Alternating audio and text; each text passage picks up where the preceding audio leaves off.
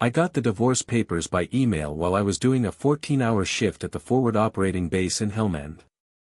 7 years of marriage ended with a PDF attachment. My name is Michael, 38 years old, Marine Corps Captain, Intelligence Division. I'd been in Afghanistan for just under 5 months when Sarah decided she couldn't wait for my return. The subject line read, "We need to discuss our future." The message itself was brief and businesslike. She'd already filed the paperwork. She'd already emptied our joint savings account. She'd already moved someone named Trevor into our San Diego condo. I read the email 3 times, closed my laptop, finished my shift briefing the night team, and walked back to my quarters in the pale desert moonlight. When I got to my bunk, I replied with 2 words, "Message received." That was it. No pleading, no rage, no questions. My roommate Cooper glanced up from his book when I put my laptop away. "Everything good back home?" he asked. "Fine," I said, reaching for my towel. "Just some paperwork." Cooper nodded and went back to reading. Military guys understand boundaries. Some conversations aren't meant to happen. The truth was, I wasn't completely blindsided. Things had been changing between Sarah and me for the past year. Small shifts at first. Sarah stopped sharing details about her day at the marketing firm where she worked. Started going to networking events that ran late into the evening. Bought new clothes I never saw her wear. Changed her phone password. Stopped asking when I'd be home from base. I didn't confront her. I didn't hack her accounts or follow her around. That's not my style. But I've been trained to recognize patterns, and something was clearly shifting. So I took some precautions. Nothing dramatic. Just quiet preparations in case my instincts were right. I digitized important documents and stored them in a secure cloud account: birth certificate, marriage license, property deeds, military service records. I moved family heirlooms, my grandfather's Rolex, my mother's emerald earrings, to a safety deposit box at a credit union across town. I opened a separate checking account and began routing part of my pay there. Not enough that Sarah would notice, but enough to keep me from being completely stranded if things collapsed.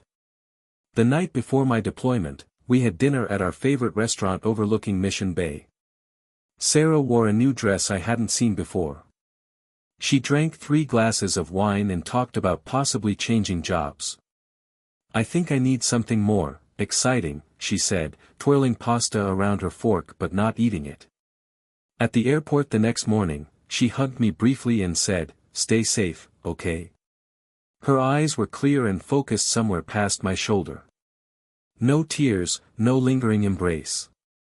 Like she was saying goodbye to a casual acquaintance, not a husband heading into a war zone. I should have known then what was coming, but part of me still hoped I was wrong. I wasn't. What Sarah didn't know was that I had prepared for this possibility. And what she didn't understand was that while I never start conflicts, I always finish them. I first met Sarah at a charity golf tournament in 2016. I was home between deployments, staying with my parents in La Jolla. She was working the event for her marketing firm, coordinating sponsor activities. She had an easy laugh and efficient competence that I admired. We were married 11 months later. Sarah used to tell people she was proud of my service, though she never truly understood it. Her father was a dermatologist, her mother a real estate agent. No military background in her family. She'd sometimes ask when I was going to transition to civilian work, calling the Marines my starter career. She didn't grasp that after 12 years, the Corps wasn't just a job I was passing through, it was my identity, my purpose. We bought our condo in 2019. 2 bedrooms, balcony with an ocean view, walking distance to restaurants and shops. The mortgage was in my name through a VA loan, but I added her to the deed because that's what partners do. My parents helped with the down payment as a wedding gift. They passed away within a year of each other after that, Dad from a stroke, Mom from complications following a car accident. They left me some investments and insurance money. Not wealth, but security, enough that Sarah and I could pay off her student loans and still maintain a comfortable cushion. I deployed 3 times during our marriage. Iraq, Somalia, and now Afghanistan. Each time I returned, Sarah seemed a little more distant, a little more independent, like she was rehearsing for a life without me in it. I didn't sign up to be a military wife, she told me during an argument after I mentioned the possibility of instructor duty at Quantico. Do you know how many birthdays and anniversaries I've celebrated alone? How many times I've had to explain your absence to friends? I understood her frustration. I did. But the Marines had saved my life in my early 20s, given me direction when I was drifting. I was good at what I did. People relied on me. In early 2023, subtle changes accelerated. Sarah started mentioning friends I'd never heard of before. Started talking about how her college roommate had divorced her husband and was now living her authentic life. Started working late 3 nights a week on a special project she never described in detail. Started suggesting maybe we should sell the condo and move somewhere with more energy. I should have confronted her, demanded answers. But that's not how I process things. My father taught me to observe fully before acting, to gather information before drawing conclusions. So I watched and prepared quietly, because something in my gut told me to be ready. In my line of work, you learn to trust those instincts. 3 weeks after getting the divorce email, I was in the mess hall when my phone buzzed with a bank notification. Another withdrawal, $47,500. I put down my fork and opened the app. Our joint account balance was down to $342.16. Our brokerage account, $119,000 of inherited investment funds, had been liquidated completely. Rivers, one of my team analysts, glanced over. Bad news from home? I locked my phone. Just a notification. Nothing urgent. That night, I called our bank using the base satellite phone. The representative confirmed Sarah had been making withdrawals for months. Small amounts at first, then increasingly larger ones. The big transfers began 2 days after I deployed. I hung up and stood in the hallway for a long time, watching others make calls home, laughing with their kids, checking in with spouses, planning future vacations. Normal lives continuing while mine was systematically dismantled from 7,000 miles away. Cooper found me there, staring at the wall. Montgomery said you looked like you were about to put your fist through something at dinner, he said, leaning against the doorframe. What's going on? I don't usually share personal matters, but Cooper had pulled me out of a firefight in Fallujah years back. We had history. My wife emptied our accounts and moved her boyfriend into our condo, I said. Sent divorce papers while I was working the Kandahar intelligence brief last week. Cooper didn't offer empty sympathy or cliched encouragement. He just asked, "What's your next move?" Still figuring that out, I replied. He nodded. Let me know if you need anything. That night in my bunk, I couldn't sleep. I took out my laptop and logged into our home security system, something Sarah probably forgot I could access remotely. The cameras showed an unfamiliar Audi in our parking space. A man I'd never seen before making coffee in our kitchen, using the mug I'd brought back from Japan.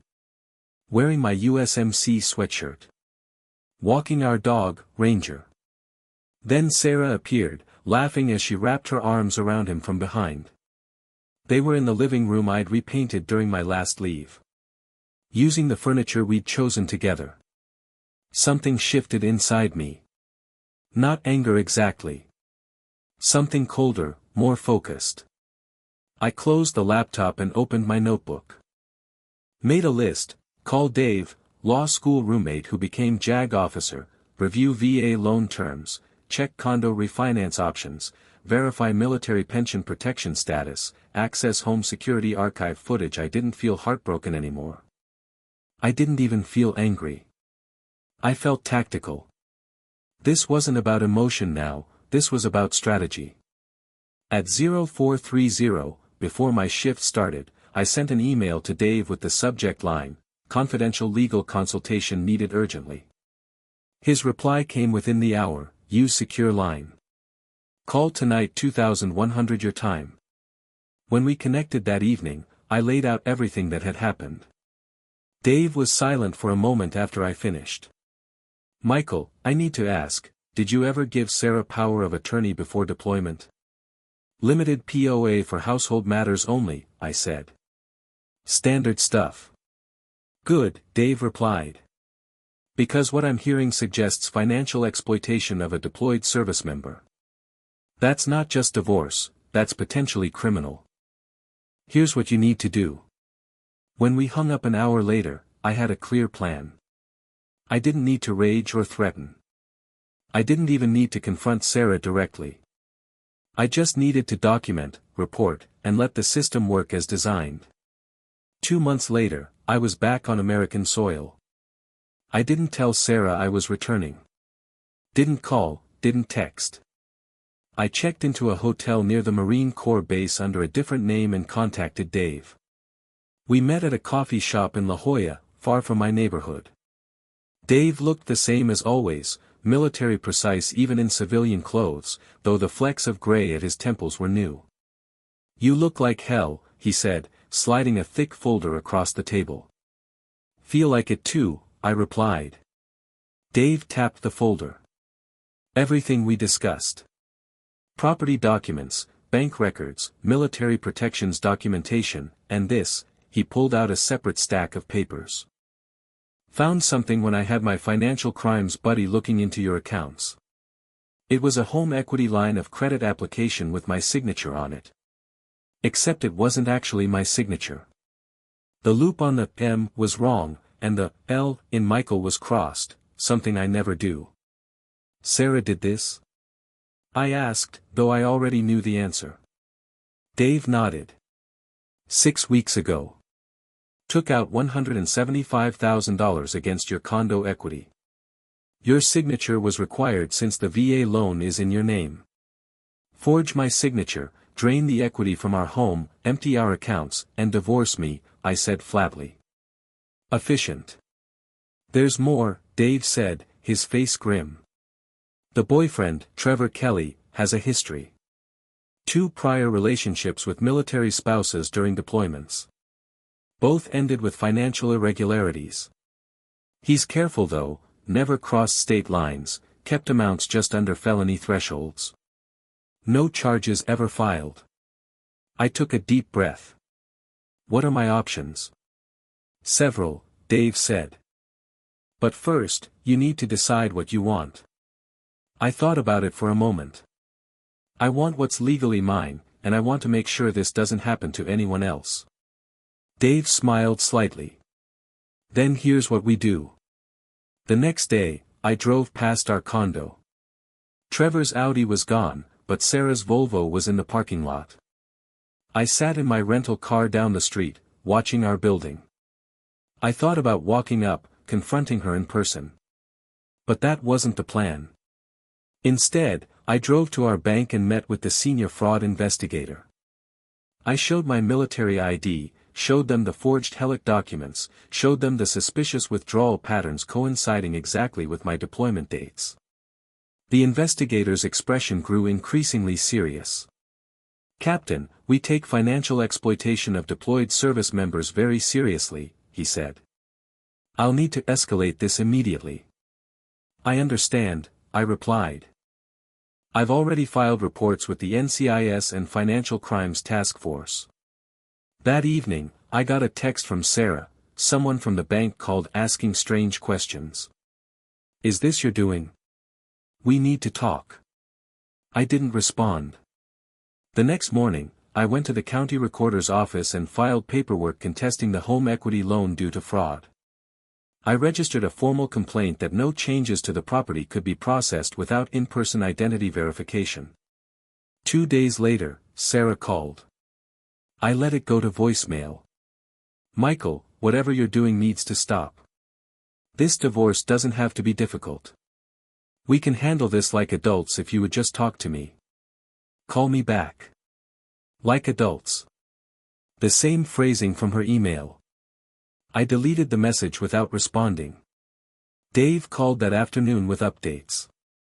The bank has frozen the Helic funds, he said. And there's more, your wife's boyfriend has been using your vehicle, correct? The Jeep in your name? Yes. He was pulled over last night. Driving on a suspended license from previous DUIs. They impounded the vehicle. Good. He also had some interesting items in the Jeep, Dave continued. Banking documents with signatures that don't match the account holders. Not just yours. I closed my eyes. He's been doing this to others. Looks that way. NCIS is investigating now. I hung up and sat on the edge of the hotel bed. This was expanding beyond what I'd expected. Part of me wanted to call Sarah, warn her that she might be in over her head. Old protective instincts die hard. But then I remembered the security footage, my home, my dog, my life, casually repurposed without a second thought. No. This was the course now. I couldn't turn back. And honestly, I didn't want to. I met with the bank's forensic fraud team the next day. The lead investigator was named Ramirez, a former FBI agent with methodical precision in how he arranged documents across the conference table. This pattern isn't uncommon, he said, sorting through printouts. Military spouse deploys, partner sees opportunity. What's unusual here is the boyfriend's involvement and the systematic approach. What happens now? I asked. We've frozen the remaining Helic funds, but approximately $79,000 has already been distributed, Ramirez said. Where did it go? Ramirez hesitated. That's typically confidential, but given the circumstances. He turned his laptop toward me. These are the transfers out of the Helic account. I scanned the screen. Multiple transfers to someone named Alicia Vance, not Trevor, not anyone I recognized. Who's Alicia Vance? I asked. Ramirez shrugged. Not my department, but you should have your attorney subpoena these records. I called Dave as soon as I left the bank. Alicia Vance, he repeated. Let me run that name. He called back within the hour. Got it. Alicia Vance is a luxury real estate agent specializing in international properties, specifically Costa Rica and Belize. Beachfront developments, turnkey investment properties, that sort of thing. They were planning to buy property abroad, I said, the realization hitting me. That's not all, Dave continued. Vance has completed transactions with Trevor Kelly before. 3 sales in the past 3 years. I sat down on a park bench, trying to process this information. So this wasn't just Sarah leaving me for another guy. This was a systematic operation. It appears so, Dave said carefully. I've been digging into Kelly's background. He has a pattern, gets involved with women whose spouses are deployed, particularly officers with assets. Financial irregularities follow. Property gets sold or leveraged. Funds disappear offshore. Then he moves on. And Sarah? Did she know what she was part of? Hard to say. She might be another victim, manipulated by Kelly. Or she might be a willing participant. I rubbed my face, suddenly exhausted. This wasn't just about Sarah betraying me anymore. This was something calculated, something that had happened to other service members.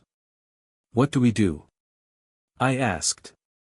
I've already contacted NCIS and the FBI's International Financial Crimes Division, Dave said.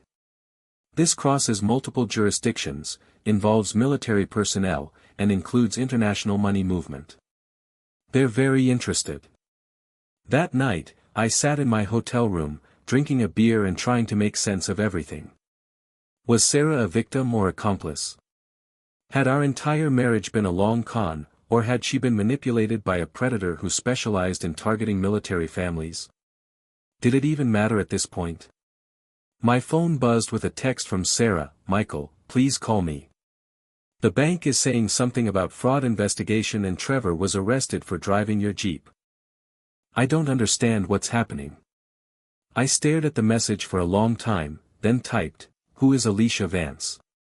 3 dots appeared as she started typing, then disappeared. Appeared again. Disappeared. Finally, "I don't know what you're talking about." $79,000, I wrote. Multiple transfers. Costa Rica property.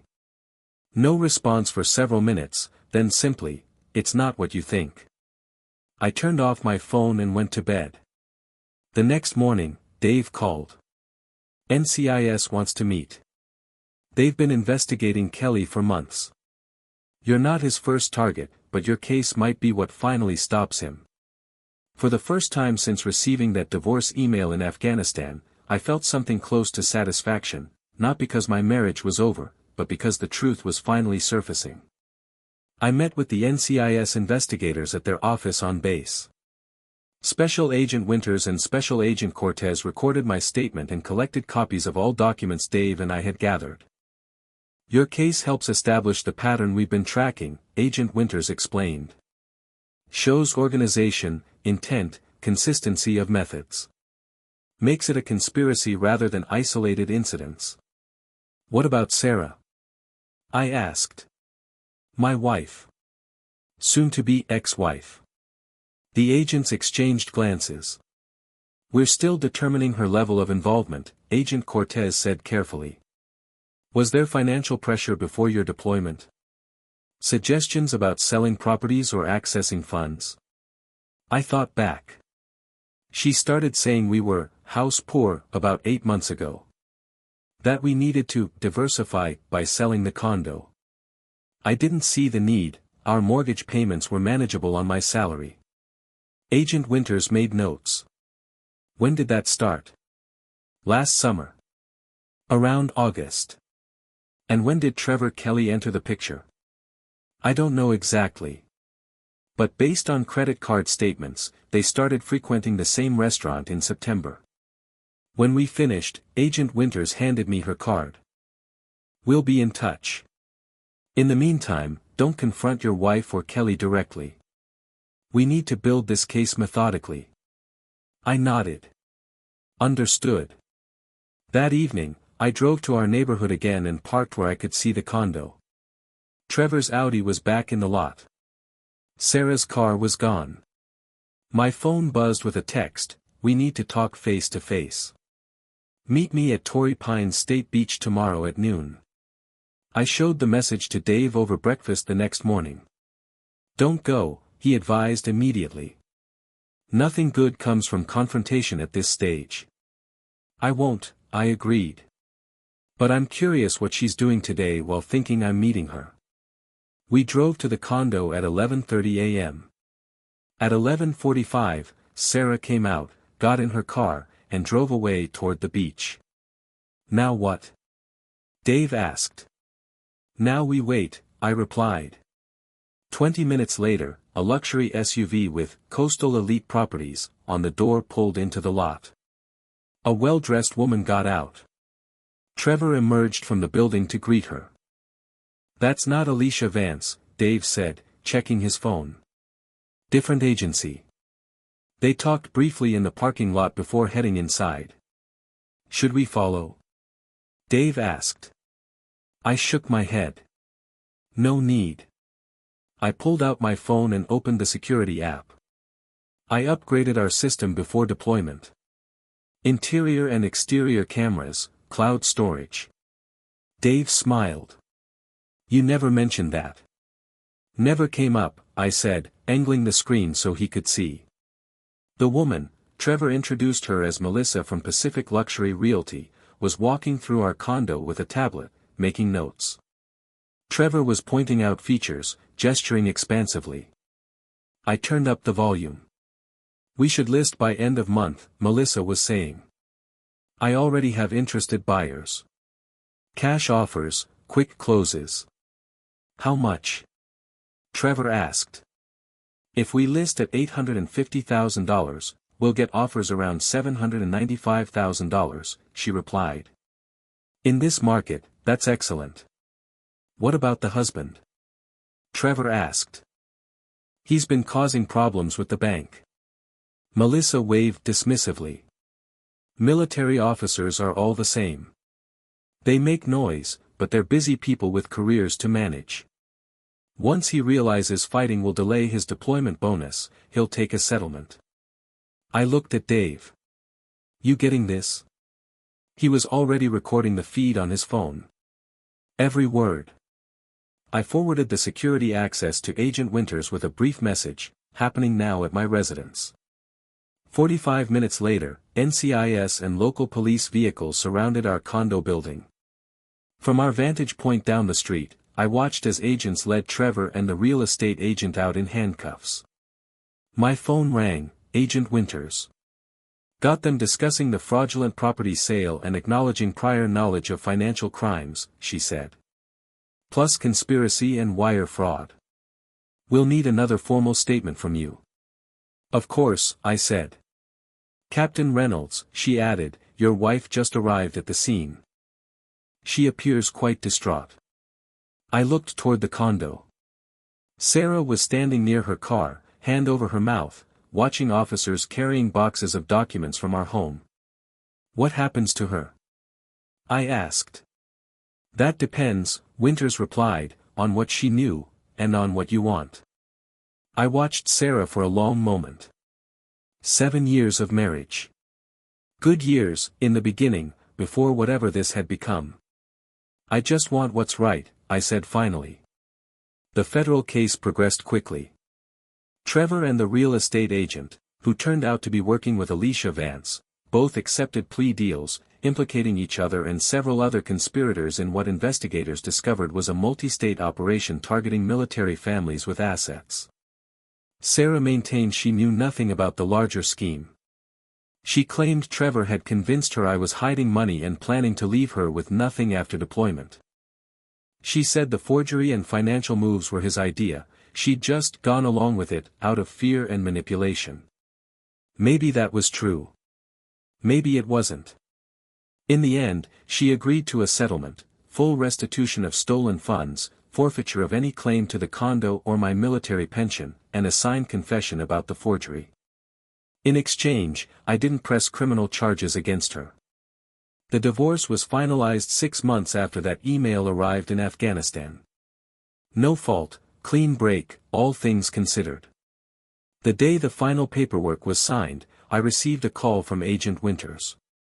Trevor Kelly was sentenced today, she said. 8 years for fraud, conspiracy, and identity theft. The real estate network got 12 years collectively. Thought you'd want to know. Thank you, I replied. There's something else, she added. We found evidence they've done this to 14 other military families across 4 states. Your case helped us establish the pattern. Those families might recover their assets because of you. After we hung up, I stood on the balcony of my temporary apartment, watching the Pacific Ocean and thinking about those other families. Other service members who deployed believing their homes and marriages were secure, only to return to emptiness and betrayal. I hadn't set out to bring down a criminal operation. I just wanted what was rightfully mine. But sometimes things unfold in ways you don't anticipate. My phone buzzed with a text from Sarah. I never meant for things to end up like this. I didn't respond. There was nothing left to say. 18 months later, I sold the condo. Couldn't stand to live there anymore, too many ghosts in those rooms, too many contaminated memories. I used the proceeds to buy a small house in Northern California, near where I'd grown up. 3 bedrooms, modest yard, mountain views. Close enough to Camp Pendleton that I could commute for my new role training intelligence officers.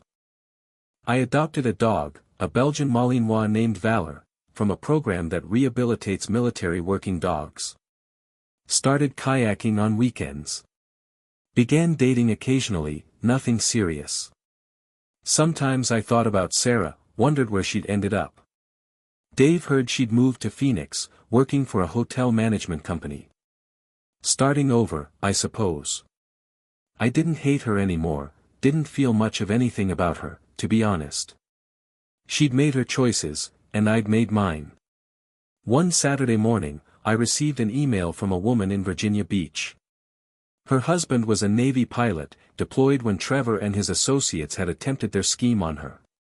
The NCIS had given her my contact information as part of their victim outreach. "You don't know me," she wrote, "but you saved our home and possibly our marriage. Thank you for fighting back when it would have been easier to just walk away."